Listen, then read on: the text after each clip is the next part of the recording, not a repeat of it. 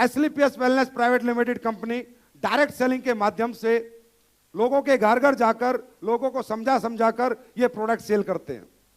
हम लोग लोगों को लाइफस्टाइल डिजीज से बचने के बारे में बताते हैं, हम लोग लोगों को सेहतमंद रहने के बारे में बताते हैं, लोगों को हम बीमार नहीं होने देते, इस तरह की एजुकेशन हम लोग देते हैं।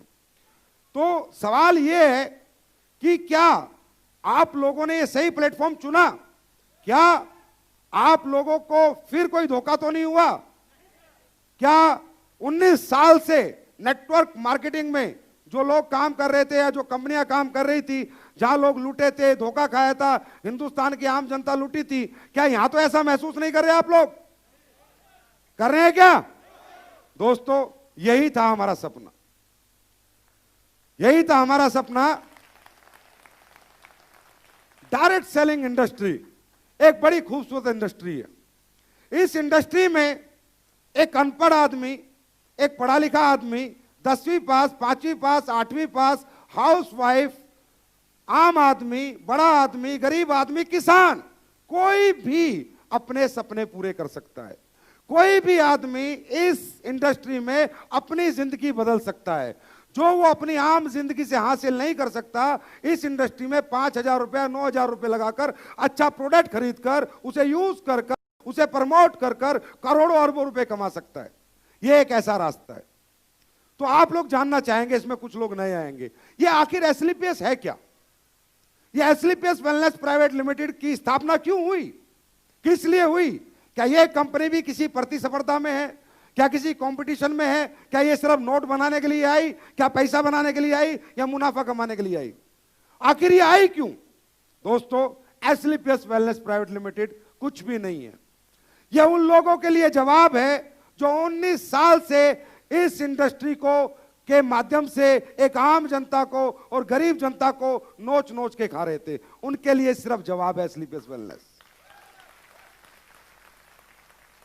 आपने पहले बहुत सारे प्रोग्राम देखे होंगे, बहुत सी कंपनियों के सेमिनार देखे होंगे, बहुत लोग आपके पास आते होंगे, आपको समझाते होंगे, अंदर से आपके मन में फीलिंग आती है, नहीं भाई ये काम मत समझा, ये जोड़ने वाला काम, बनाने वाला काम, चेन सिस्टम, ये बिजनेस मुझे मत समझा, ये बिजनेस मुझे अच्छा नहीं लगता, ये बिजनेस अच्छे लोगों का नहीं है। यस और no?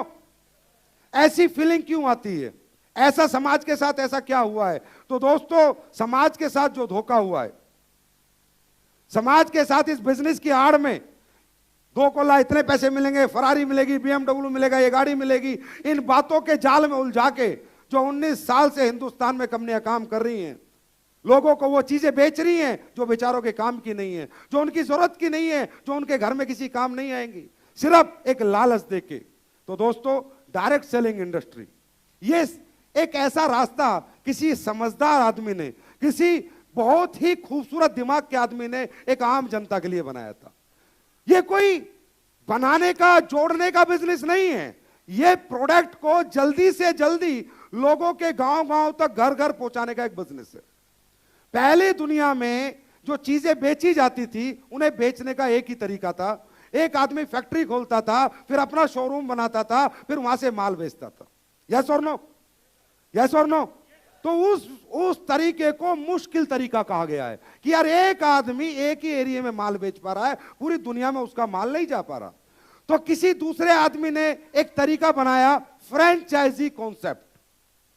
Franchise concept, franchisee concept मतलब एक आदमी माल बनाए, अच्छे से अच्छा माल बनाए, जाके पूरे वर्ल्ड में लोगों से चर्चा करे, उन्हें कुछ कमीशन दे और लोग उसकी फ्रेंचाइजी लेके उसका माल बेचें। तो ये अच्छा रास्ता था बेचने का? यस और नो? फ्रेंचाइजी बेचने का अच्छा रास्ता है यस और नो? ज्यादा माल बिकता है? यस और नो? उसके बाद फ्रेंचाइजी ले कौन सकता है? जिसके पास पैसा हो, जिसके पास समय हो, जिसके पास जगह हो, और 1 या 2 फ्रेंचाइजी हम नागपुर में मारुति की या टाटा की दे सकते हैं, लेकिन क्या लाखों फ्रेंचाइजी जा सकती है? नहीं।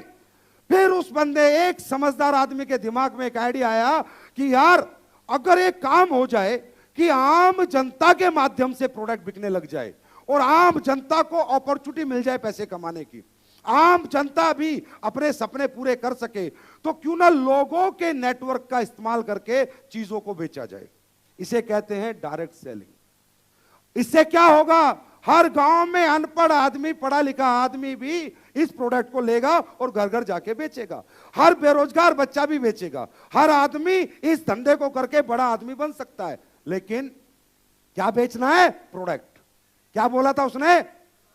प्रोडक्ट बेचना है। लेकिन हिंदुस्तान में जब यह धंधा आया अमेरिका के माध्यम से, किसी कंपनी के माध्यम से, तो हिंदुस्तान में मेरे जैसे समझदार एमडी, मैनेजिंग डायरेक्टर का शौक रखने वाले लोग, लालची लोग, उनके दिमाग में एकदम खुराफात जाग गई कि यार ये तो बढ़िया काम है। 5,000 लगा के बंदे को इतना बोल दे तू करोड़ रुपए कमाएगा तो कोई भी 5,000 डाल देगा। 9,000 लगा के तू अरबों रुपए कमाएगा तो कोई भी डाल देगा। और हिंदुस्तान तो सबसे ज्यादा बेरोजगार देश है, पहली बात। दूसरी बात, हिंदुस्तान के अंदर अनएम्प्लॉयमेंट लोग हैं और इमोशनल लोग हैं। हमारे यहाँ के भोली भाली जनता है। हमारे यहाँ मामा भांजे का, चाचा भतीजे का रिश्ता चलता है। यस और नो? हमारे यहाँ लोगों के चेहरे बिकते हैं, प्रोडक्ट नहीं बिकते। यस और नो? फेस वैल्यू बिकती है। तो इसका फायदा उठा के उन कंपनियों ने इस तरह की डायरेक्ट सेलिंग की 2 नंबर की दुकानें खोल ली।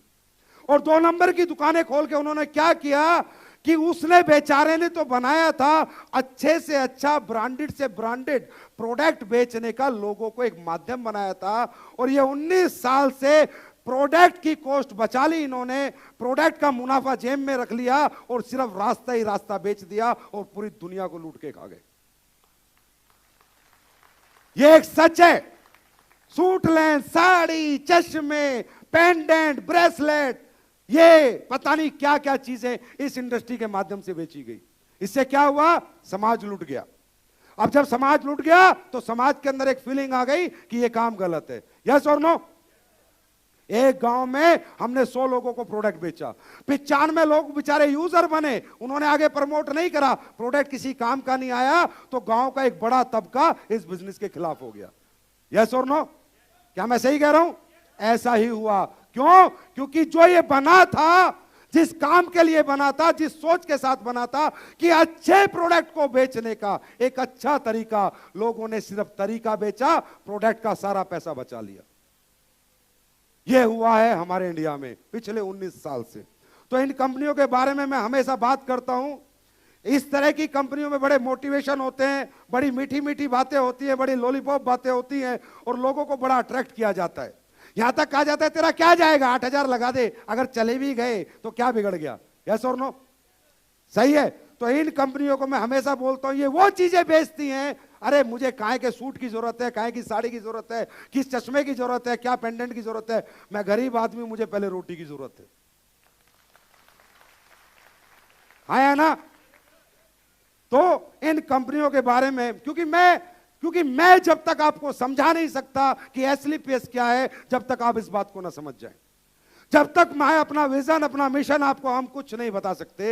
इन कंपनियों में इतना मोटिवेशन होता है, इतना दिखावा होता है, इतना आडंबर होता है। और इन कंपनियों में एक बात आती है हमेशा, एक बात ये लोग करते हैं, भाई आप सेलिंग का बिजनेस कर रहे हो, आप बेचने का काम कर रहे हो। हाँ सर, तो बेचने वाला तो गंजे को कंगा बेच देता है, तो क्या तुम लोग ये प्रोडक्ट नहीं बेच सकते? इस तरह की बातें लोग लोगों से करते हैं। मैं आप लोगों से पूछता हूं, महाराष्ट्र के लोगों से, हिंदुस्तान में गंजे ज्यादा हैं या बाल वाले ज्यादा हैं? गंजे ज्यादा हैं, बाल वाले ज्यादा हैं? तो गंजे को कंगा आसानी से बिकेगा या बाल वाले को? पक्की बात है? यस और नो?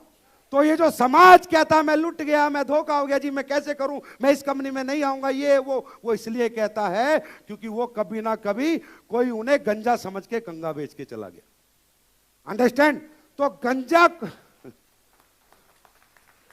गंजे को कंगा बेचने वाला, जब आपने किसी गंजे को मोटिवेट किया कि भाई तू कंगा ले ले, तेरे बाल आ जाएंगे, बाल आ जाएंगे, उसने आपके मोटिवेशन में कंगा ले लिया। जैसे ही आप घर से निकले, उसने कंगा मारा तो देखा साला इधर तो बाल ही नहीं है, तो क्या बोलता है? धोखा हो गया। हाँ या ना? क्या बोलता है मेरे साथ? धोखा हो गया। तो दोस्तों मैं हमेशा एक ही बात कहता हूं कि गंजे को कंगा बेचने वाला हमेशा सेल्समैन रहता है और बाल वाले को कंगा बेचने वाला हमेशा बिजनेसमैन कहलाता है। सही है? अब हम लोग क्या बेच रहे हैं? क्या हम भी ऐसे ही काम कर रहे हैं? अगर हम ऐसा काम कर रहे हैं तो आपको हमारे साथ काम नहीं करना चाहिए। अगर हम भी लोगों के साथ लूट रहे हैं, लोगों के साथ विश्वासघात कर रहे हैं, लोगों को फंसा रहे हैं, तो मैं गारंटी देता हूं आज के आज, अभी के अभी हमें यह धंधा छोड़ना चाहिए। क्योंकि लोगों का पैसा बहुत मेहनत का है। कोई कहां से मेहनत करके पैसा ला रहा है, कोई कैसे मेहनत करके पैसा ला रहा है। जो कमा के लाता है उससे पूछो कि 8,000, 5,000, 9,000 कमाने में कितना पसीना उसका लगता है। यस और नो? सही है गलत है?